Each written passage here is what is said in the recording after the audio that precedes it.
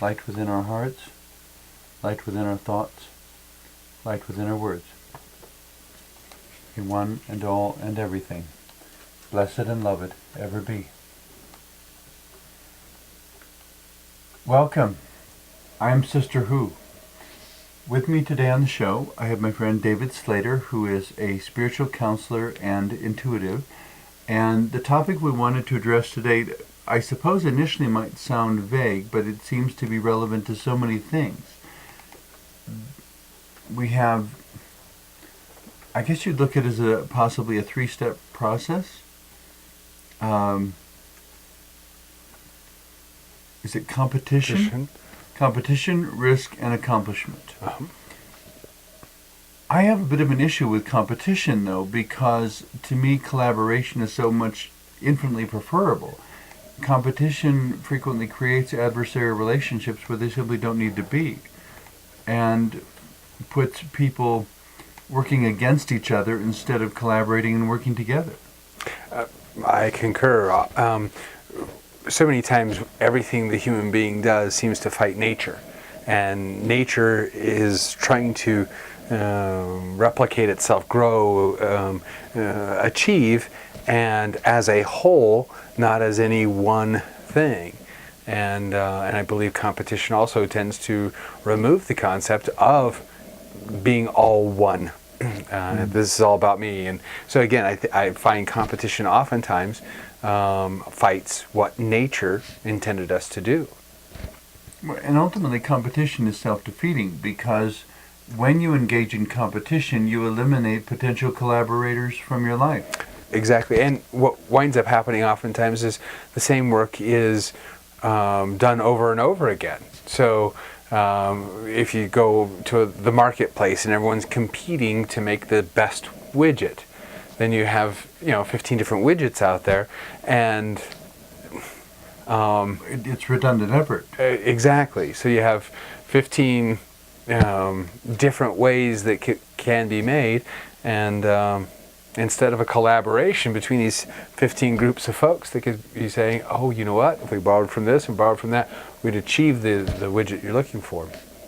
And of course, I'm sure we just said some things that sounded like communism, socialism, or any number of things, and have offended somebody. Whatever ism people want to embrace, I guess. But exactly. I think it's important to look at each of the isms in a deeper level in terms of its consequences and also the risk. That there is something about using a particular method that has a particular risk that's inseparable from it. Mm-hmm. And we have to decide when the accomplishment is worth taking that risk. Mm-hmm. And when the risk can be minimized, but for heaven's sakes, don't expect to eliminate all risk altogether, because you'll essentially deprive yourself of the ability to live. Yes. Risk is absolutely hilarious. You have so many people afraid to fly, yet there are maybe 200 deaths worldwide due to flying, and yet tens of thousands, potentially hundreds of thousands worldwide from driving. So they feel safer driving.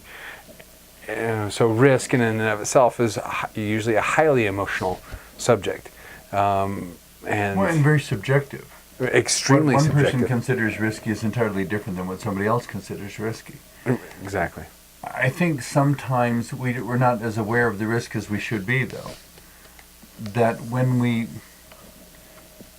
if we choose to do something in a totally selfish, narcissistic way,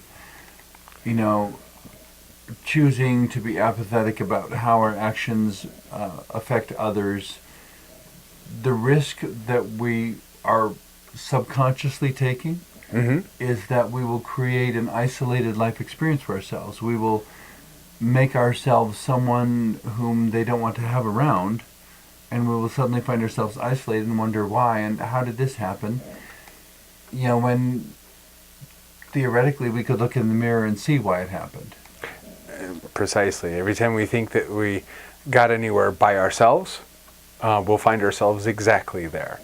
It's something I've watched over and over as other people play their stories around me. Look what I did, look what I did, look what I did. And it's like, wait a second. Much of what you did came as a result of somebody else's effort. And so that's the thing about so much of what we're talking about, both in the risk and in the competition, that we seldom see that it was our predecessors, it was the folks around us that really got us, that were integral to doing this, and they equally have a risk involved if we choose to risk at all, which is I think a delightful thing to do, because when you risk nothing, the rewards are also not all that impressive. As they say, nothing ventured, nothing gained. Exactly. Without risk, there can't really be accomplishment. Right. And what's the purpose of the accomplishment? And even if you were doing something, and yes, you did accomplishment, but there was no risk involved, it doesn't feel like an accomplishment. Right. It's as if by having no struggle, we have stripped it of meaning. Right. And many will make the argument that competition is all about the struggle also, but we don't have to struggle against each other. And ideally, we wouldn't also struggle against ourselves. Yes. And I mean, you cannot run from the truth of yourself and have anything else in your life come together appropriately. Right. And again, now we speak of the concept of struggling. It doesn't have to be a struggle. When you achieve many things, energy is spent, and this is where it feels wonderful. It's what I think so many people miss in working in a cube farm. When they're done at the end of the day, they have ones and zeros stacked into a box. And they have spent very little energy. And that's why I've done things where I've had extended weekends and helped somebody on a farm. Because at the end, I'm exhausted. And it feels delightful. And it's not a struggle. It's not, it's not a... So to some extent, the risk is minimized according to what you're used to. Exactly. If you're already acclimated to a busy lifestyle, for example. Where I grew up, it was lots of dairy farms all around the area, so everyone was very much acclimated to getting up at 5:30 in the morning. That's basically when life on the farm started, in some cases earlier. Right. Well, I ride a bike everywhere I go, and people think, oh, that's so risky, it's so dangerous. And it's like, riding a bike, they consider that risky, that dangerous, and it's... I grew up riding bicycles 3 miles a day to get to and from school, but we never had bicycle helmets or anything. You kind of look at the modern generation and wonder, how did we ever survive ours? Exactly. No, we didn't have all these safety devices. We didn't have helmets. We didn't have, but I think the thing that seems to be dwindling, and it's really quite alarming, is a sense of personal responsibility. In the past, it wasn't the driver's responsibility to avoid hitting you with a car. It was the kid's responsibility to not play in the road. Right. And the road is for cars. What do you think what did you think would happen? Yeah, exactly. It's like going out in the woods and being offended there's a bear there. Look who's home you're in, type of a thing. Yes, and again, our society has become so skewed as far as what risk is. I find it hilarious. Years ago, when SARS happened, there was everyone made that big deal. Oh my God, SARS, this great potential epidemic. Strategic arms. No, it was the like a flu, but it wound up killing maybe 6 people worldwide. Oh, some sort of epidemic. Yes, and everyone was getting ready for this to be the next epidemic, and huge on the media and the whole works. Yet, And it never happened? Well, they finally found out where it came from, and it turned out to be something on the Pacific Rim dealing with civet cats, and you had to eat something very, very unusual to contract it. So the majority of the world was never really at risk. Correct, but we made a big deal out of it. Because we thought we were. Exactly.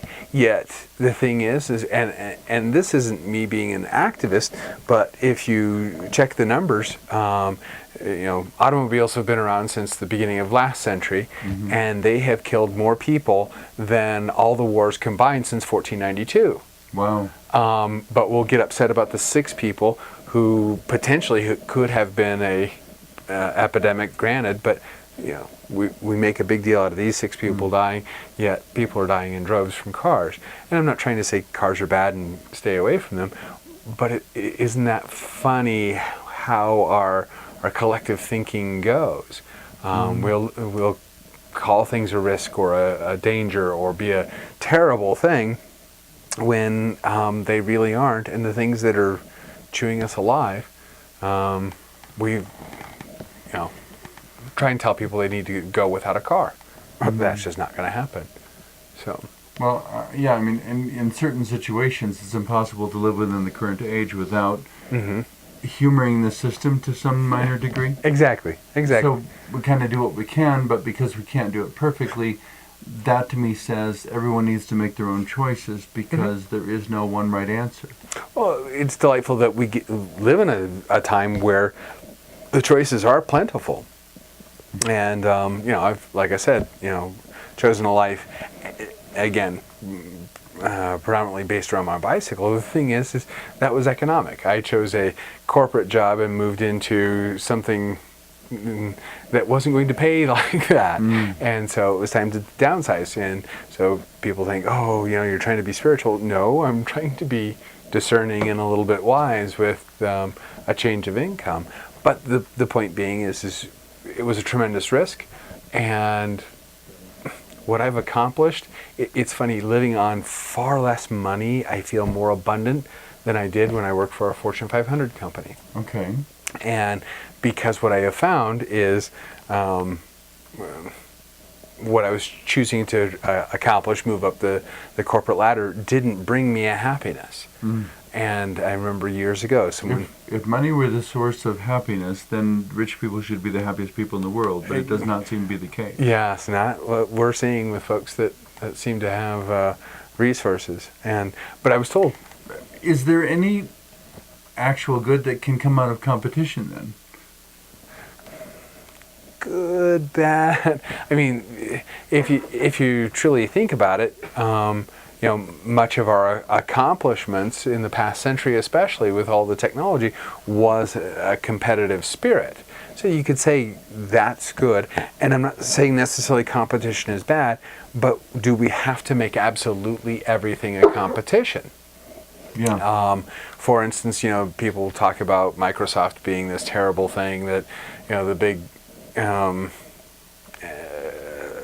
corporate monster. The thing is computers are standardized for the most part because of what Microsoft did, and what isn't some of our biggest problems with it. Though there are times when I wish they were more standardized than they are. Exactly. But can you imagine if there were 15 different operating softwares to choose from, and trying to get those to work with each other? We would have these amazing toys that wouldn't speak to each other, and the computer would have never moved out of the space of being that oddity, that toy. And so again, competition, not competition. You and I have this very similar concept of nothing's bad, nothing's wrong, but how about we try something new for a change? And competition has ruled basically for millennia, as far as since we've been civilized.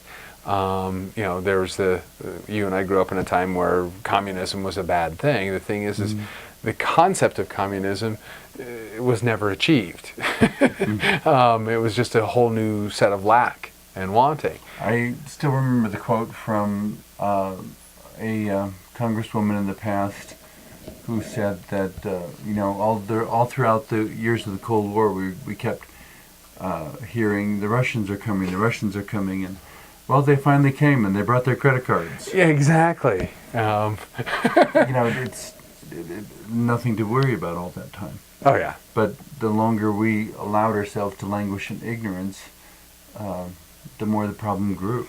One way to, and I'm speaking primarily from the past, one great way to unify a group of folks for a common goal is to make it an us against them.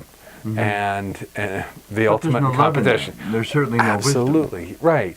And again, can't we arrive at a place to say, okay, this delightful thing, such as happiness, and this is something we were trying to address earlier. What I found was, and this was told to me 20 plus years ago. I was asked, what creates happiness, and I honestly couldn't answer it. And he answered it for me. He said, real simple, doing or being that thing you love. And I thought, oh, that's kind of pithy. That's a good definition. Oh, it's a delightful one, because it's one of those ones where it's like, oh, that look good on a coffee cup, maybe a bumper sticker, and then it starts sinking in. Again, with my change from a corporate life to the things I love.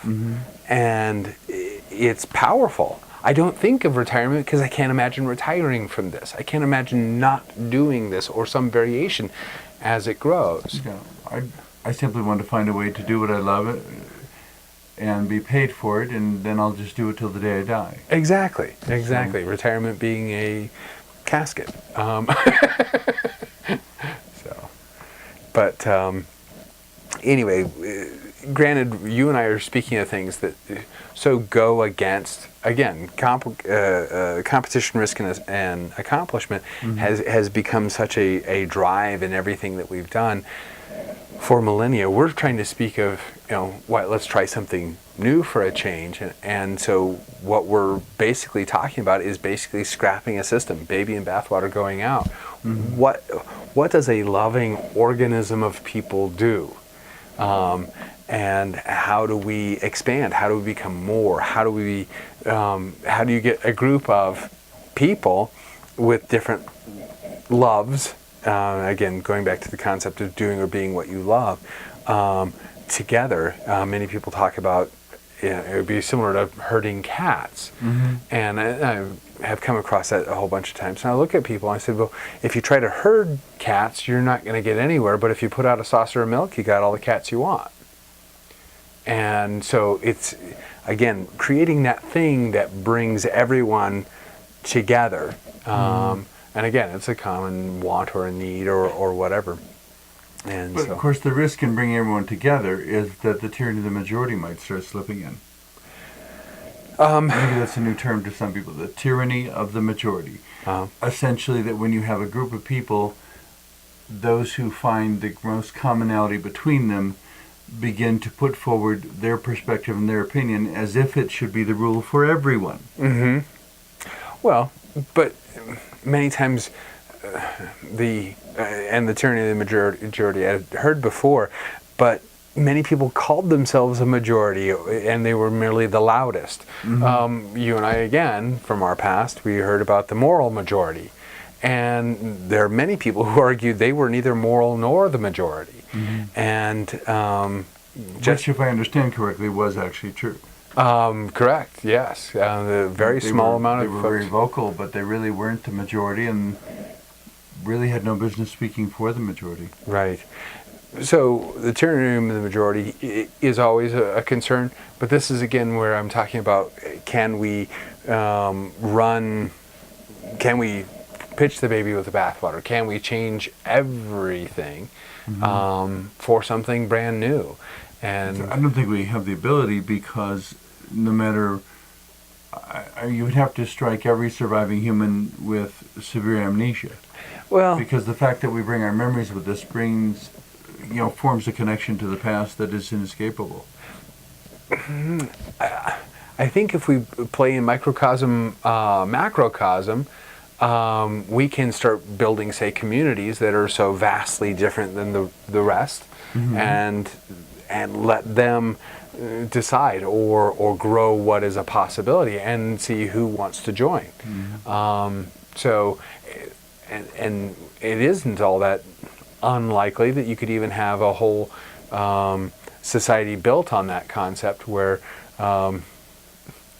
everyone is their own unique and they gather that way. And can you imagine a community of artists, a community of engineers?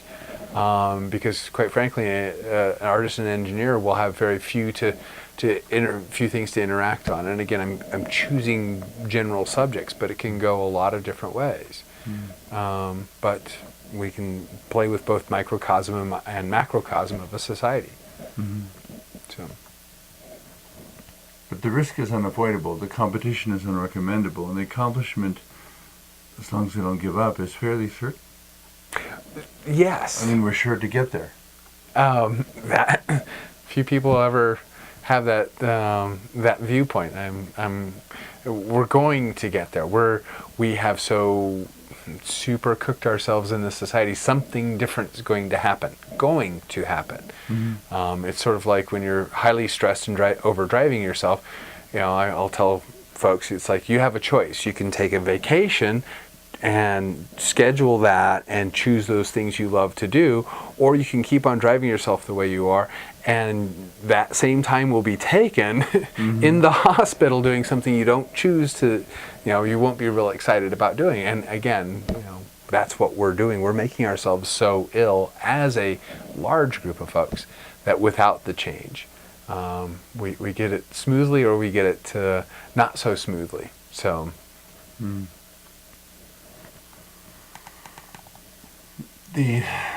I guess to try to bring all these disparate ideas to some sort of head, though, lots of people thrive on competition. I don't happen to be one of them, but they find it inspirational. Are they buying into negative perceptions of others by doing so?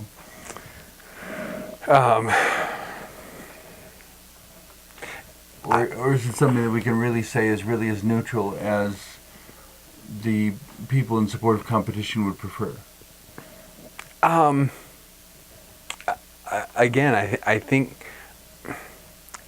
we can all choose a way of life on our own.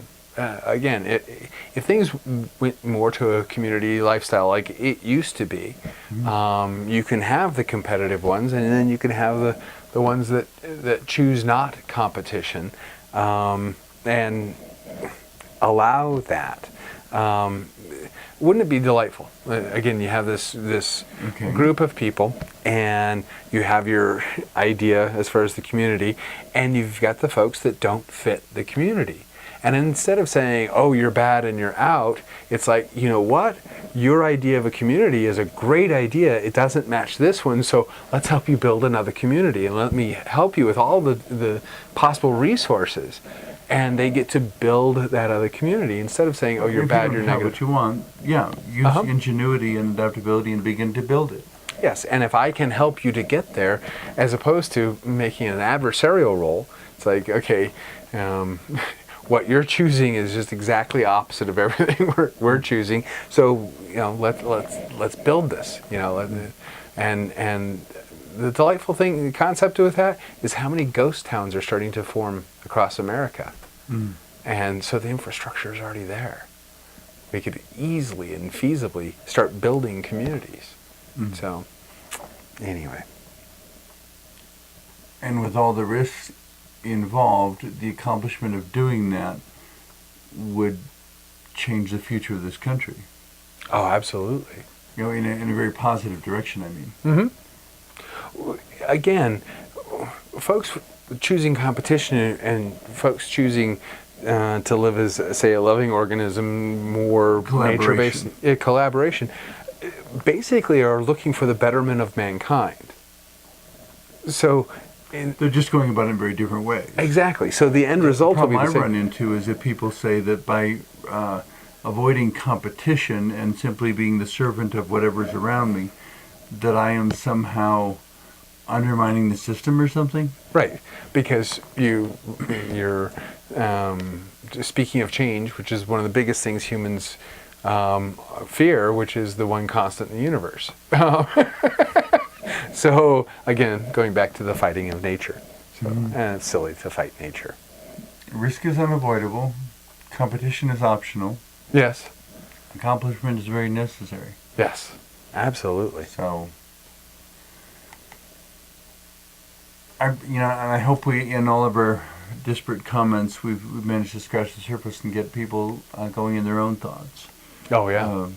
Because ultimately, it's not about whether they agree with either you or I, or whether even the two of us agree. Right. It's whether we find something that meets whatever need the person is experiencing. And starting the conversation. That's, again, one thing that so few people in society do, is actually talk it out, speak those things that are important to themselves. They only speak of the fear and the bad and the wrong, and the list is long. And resist change. That's a crazy thing. Well, ultimately, the most serious competition is the competition with ourselves. Yes. To become more than we ever thought we could be. And the collaboration with ourselves, that happens very seldom too. Something we definitely need. Indeed. Thank you very much. You bet.